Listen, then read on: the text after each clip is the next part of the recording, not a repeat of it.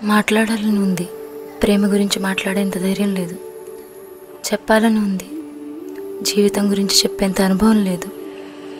నా గతం నా చుట్టూ తిరుగుతుంది, నా భవిష్యత్తు నాకు దూరంగా ఉంది.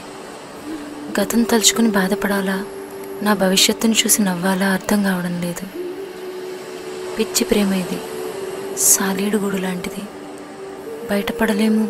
ఒకవేళ బయటపడితే ప్రేమ గతం జ్ఞాపకంగా మిగిలిపోతుంది.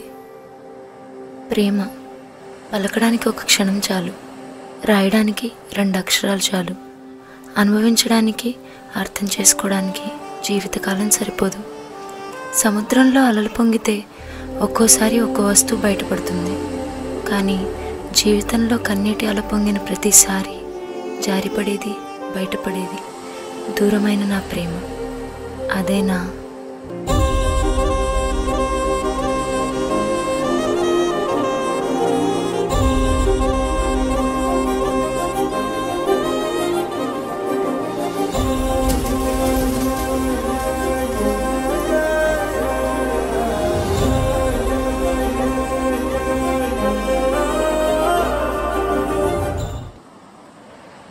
అమ్మ, నాన్న, అన్న, తమ్ముడు, ఇన్ని బంధాలు ఉన్న మనిషి జీవితం అసంపూర్ణంగానే మిగిలింది. జీవితం అనే పుస్తకంలో తొలి చివరి పేజీలు మావే అనుకుని ప్రేమించుకున్నాం, కానీ ఆ ప్రేమ ఎంతో కాలం నిలవలేదు. ఆ జీవిత పుస్తకం ఇచ్చిన మార్పు ఏంటంటే అర్థం లేని కోపాలు, అర్థం లేని కారణాలు. నా కొత్త జీవితంలో వచ్చిన తను నా గతాన్ని మర్చిపోయేలా చేశాడు. క్యాలెండర్లో తేదీలు మారుతున్నా తన ప్రేమ మాత్రం మారలేదు. అంతగా నన్ను చూసుకున్నాడు, కానీ ఆ ప్రేమ ఎంతో కాలం నిలవలేదు. ఎన్నో బాంధవ్యాలను కుట్టి ఒక సూదిలా జారిపోయాడు తను, నా జీవితం నుంచి, ఈ ప్రపంచం నుంచి. తను దూరమైన నాలో ప్రేమను మిగిల్చి, నాలో నిశీధిని నింపి, చీకటి నిండిన నా జీవితంలో కనీసం ఒక్క రంగునైనా నింపమని అడిగా. తను నా నిండా నలుపుని నింపి వెళ్ళిపోయాడు, అది కూడా రంగే అంటూ. ప్రేమ మనిషికి బాధని మిగిల్చి వెళ్తుంది అంటారు, కానీ ఒక మనిషి ఆ బాధలోనే కాలేజ్ టాపర్ అవ్వగలరు, రాక్ స్టార్ అవ్వగలరు, దేశాన్ని కూడా చుట్టి రాగలరు. నిజానికి ఆ ప్రేమ మనిషికి బాధని కాదు, బాధ్యతని అప్పగించి వెళ్తుంది.